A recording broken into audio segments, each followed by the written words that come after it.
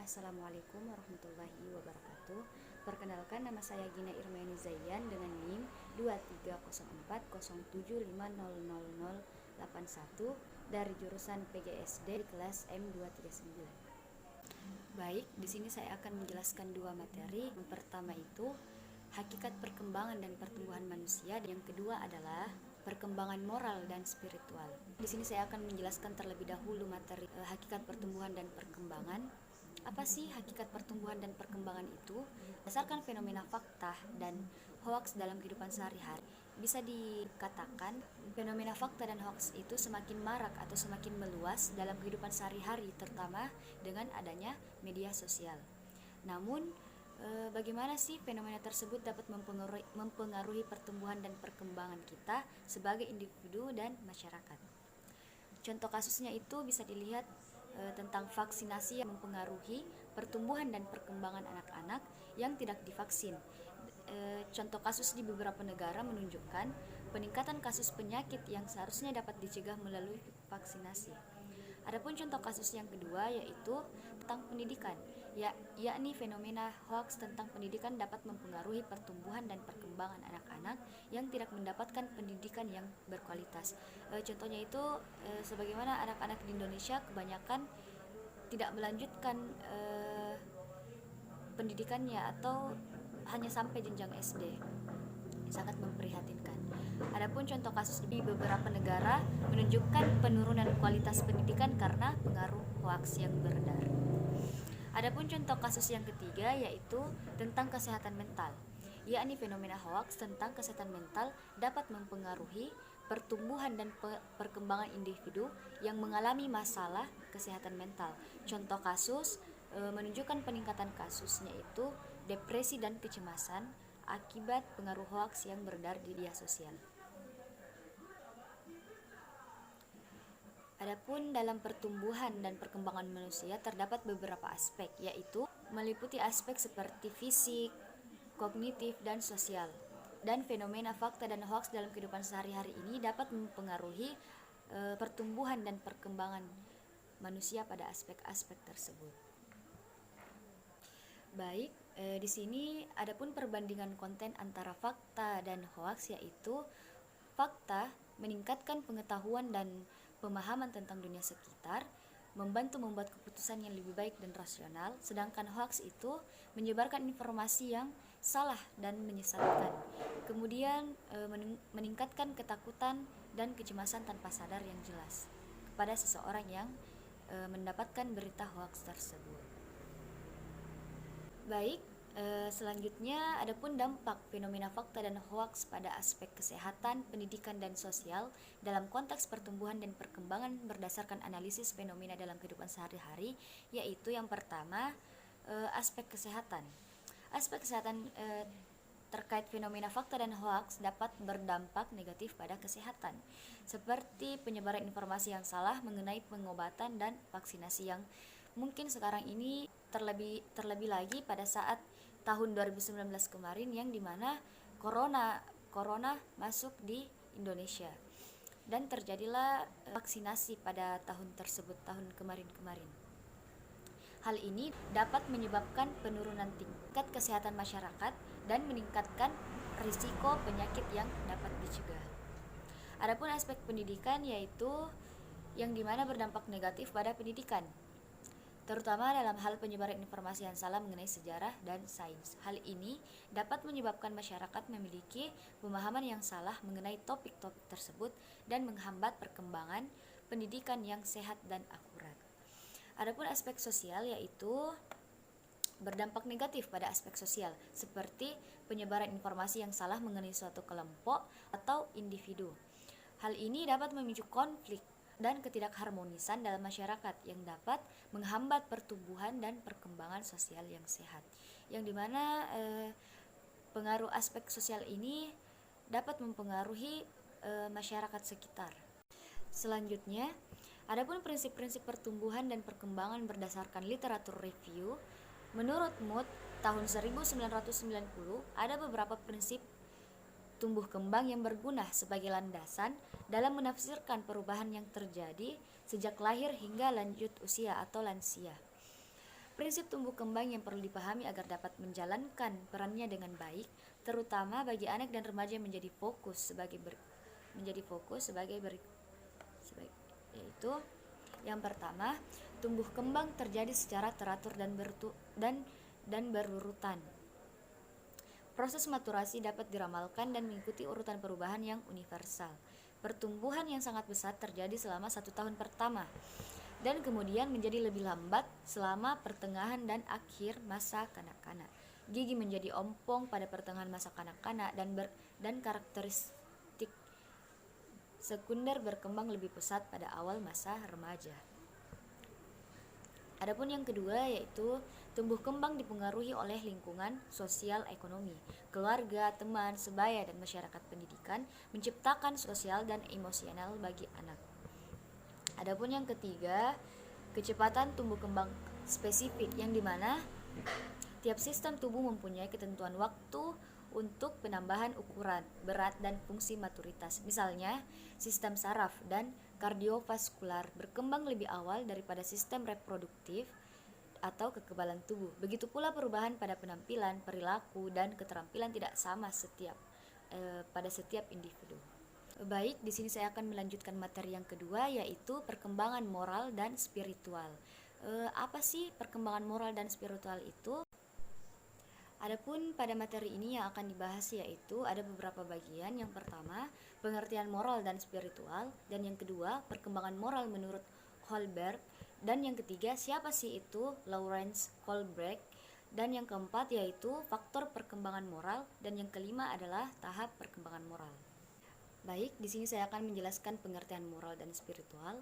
Apa sih moral itu? Moral adalah kumpulan prinsip, nilai, dan norma yang mengatur perilaku manusia dalam masyarakat. Ini mencakup konsep tentang benar dan salah, etika, dan bagaimana seseorang seharusnya bertindak terhadap orang lain atau di sekitarnya. Sementara itu, spiritualitas berkaitan dengan aspek non-material kehidupan manusia, seperti makna eksistensial, hubungan dengan yang lebih tinggi, dan pencarian makna hidup. Ini melibatkan keyakinan, praktik, dan pengalaman yang terkait dengan kehidupan rohani. Kedua konsep ini dapat saling terkait dalam kehidupan individu. Mengapa demikian? Karena dengan moral seringkali mencerminkan nilai-nilai yang berasal dari keyakinan spiritual seseorang. Baik, pembahasan kedua kita yaitu perkembangan moral menurut Kohlberg. Secara formal, teori Kohlberg disebut sebagai Cognitive Developmental Theory of Moralization yang berakar pada teori Piaget, yang dimana asumsi dasar teori Piaget adalah kognisi atau nalar dan afeksi atau perasaan berkembang secara paralel atau menyeluruh, dan keputusan moral merupakan proses perkembangan kognitif secara alami. Tampak jelas bahwa pengaruh Piaget amatlah kuat pada pemikiran Kohlberg. Mengapa demikian? Karena belum lagi pada masa itu kebanyakan ahli psikologi lain berasumsi bahwa pikiran moral adalah proses psikosional. Dalam mengembangkan teori moralnya, Kohlberg tidak memusatkan perhatian pada tingkah laku moral. Artinya, apa yang dilakukan oleh seorang individu tidak menjadi pusat pengamatannya. Kohlberg mengidentifikasi beberapa masalah filosofis dan mendasari studi perkembangan moral. Misalnya, mempertanyakan definisi konstruksi yang adil secara budaya pada suatu komunitas. Hal ini karena menurutnya, psikolog yang mempelajari moralitas atau perkembangan moral harus berurusan dengan masalah relativitas moral atau netralitas nilai. Baik, adapun pembahasan materi kita yang ketiga yaitu siapa sih Lawrence Kohlberg? Lawrence Kohlberg adalah seorang psikolog perkembangan yang terkenal dengan teorinya mengenai perkembangan moral, yang dimana teori Kohlberg menggambarkan bagaimana individu mengalami perkembangan moral melalui berbagai tahap. Ia mengemukakan bahwa individu melewati 6 tahap perkembangan yang dibagi menjadi 3 tingkat, yaitu prekonvensional, konvensional, dan postkonvensional. Kohlberg terkenal karena penelitiannya dalam bidang moralitas dan etika yang telah memberikan kontribusi besar dalam pemahaman tentang bagaimana orang mengembangkan pandangan moral mereka sepanjang hidup. Adapun pembahasan kita yang keempat yaitu faktor-faktor perkembangan moral. Perkembangan moral anak dalam pendidikan dasar dipengaruhi oleh berbagai faktor yang mencangkup pengaruh dari keluarga, sekolah, teman sebaya, dan lingkungan keluarganya dan lingkungan sekitarnya. Mengapa demikian? Karena pada dalam faktor keluarga, orang tua memainkan peran utama dalam membentuk perkembangan moral anak-anak. Mereka adalah contoh pertama dalam hal nilai-nilai dan perilaku moral. Adapun faktor sekolah yaitu program pendidikan karakter di sekolah dapat membantu siswa memahami dan menginternalisasi nilai-nilai seperti integritas, kejujuran, empati, dan tanggung jawab. Adapun teman sebaya, interaksi dengan teman sebaya juga berpengaruh. Mengapa demikian? Karena anak-anak cenderung meniru perilaku teman-teman mereka, sehingga memilih teman yang memiliki nilai-nilai moral yang positif dapat mempengaruhi perkembangan moral mereka. Baik, pembahasan kita yang terakhir yaitu tahap-tahap perkembangan moral. Tahap-tahap perkembangan moral terdiri dari 3 tingkat seperti yang dibahas tadi. Baik, di sini saya akan melanjutkan pembahasan pada tahap perkembangan moral. Tahap-tahap perkembangan moral terdiri dari 3 tingkat, yang dimana masing-masing tingkat terdapat 2 tahapan. 3 tingkatan perkembangan moral anak atau peserta didik, yaitu yang pertama prekonvensional, yang kedua konvensional, dan yang ketiga postkonvensional. Pada tahap prekonvensional terdapat perilaku anak tunduk pada kendali eksternal, yang dimana tahap 1 itu orientasi pada kepatuhan dan hukuman. Anak melakukan sesuatu agar memperoleh hadiah atau reward dan tidak mendapat hukuman punishment. Dan adapun tahap kedua yaitu relativistik hedonis. Anak tidak lagi secara mutlak tergantung aturan yang ada. Mereka mulai menyadari bahwa setiap kejadian bersifat relatif dan anak lebih berorientasi pada prinsip kesenangan. Orientasi moral anak masih bersifat individualistis, egosentris, dan konkret. Adapun yang kedua yaitu tahap konvensional, yang dimana tingkatan ini fokusnya terletak pada kebutuhan sosial atau konfirmitas. Terdiri dari tahap 1 yaitu di mana orientasi mengenal anak yang baik. Anak memperlihatkan perbuatan yang dapat dinilai oleh orang lain. Dan tahap 2 mempertahankan norma-norma sosial dan otoritas, yang dimana anak mulai menyadari kewajiban untuk melaksanakan norma-normanya dan mempertahankan pentingnya keberadaan norma. Artinya, untuk dapat hidup secara harmonis, kelompok sosial harus menerima peraturan yang telah disepakati bersama dan melaksanakannya. Tahap yang terakhir yaitu tahap postkonvensional, yang dimana tingkat postkonvensional ini Baik, adapun tahap yang terakhir yaitu tahap postkonvensional, yang dimana tingkat postkonvensional atau moralitas postkonvensional. Di tingkatan ini, individu mendasarkan penilaian moral pada prinsip yang benar secara inheren atau berhubungan dan tidak dapat dipisahkan. Terdiri dari tahap 1 yang dimana orientasi pada perjanjian antara individu dengan lingkungan sosialnya. Pada tahap ini ada hubungan timbal balik antara individu dengan lingkungan sosialnya. Artinya bila seseorang melaksanakan kewajiban yang sesuai dengan tuntunan norma sosial, maka ia berharap akan mendapatkan perlindungan dari masyarakat.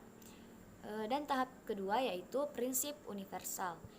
Pada tahap ini ada norma etika dan norma pribadi yang bersifat subjektif, yang dimana artinya itu dalam hubungan antara seseorang dengan masyarakat ada unsur-unsur subjektif, yang dimana menilai apakah suatu perbuatan atau perilaku itu baik atau tidak baik, bermoral atau tidak bermoral.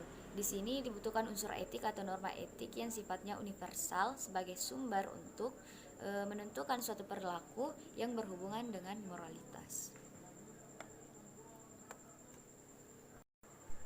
Nah, itu tadi 2 materi pembahasan yang dapat saya sampaikan kepada teman-teman semua. Kurang dan lebihnya mohon dimaafkan, dan saya akhiri dengan ucapan wabillahi taufiq wal hidayah. Wassalamualaikum warahmatullahi wabarakatuh.